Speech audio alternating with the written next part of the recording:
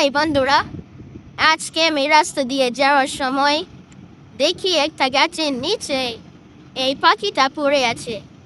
তারপর আমি গুগলে সার্চ দিয়ে দেখলাম এই পাখির নাম কাঠঠোকরা, কিন্তু এটা বাচ্চা, বড় হলে আমি চিনতে পারতাম। এই কাঠঠোকরা নিচে জায়গা পড়ে আসছিল, উপরে তার একটি বাসা আছে, ওই বাসায় কেউ নেই। বাসা মনে হয় ঝড় তুফানে ভেঙে গিয়েছে, এই জন্যে এই পাখিটা আর উড়তে পারেনি। এই পাখিটা এখনো উড়তে শিখিনি। আমি ভেবেছি এই পাখিটাকে আমি উড়ানো পর্যন্ত পালবো।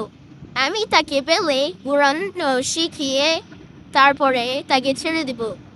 দুঃখের বিষয় হচ্ছে এই পাখিটার একটি চোখ ভালো আর একটি চোখ খারাপ। সে এক চোখ দিয়ে দেখাশোনা করে, আর এক চোখ তার নষ্ট, এই জন্যে সে ভালো করে উঠতে পারে না।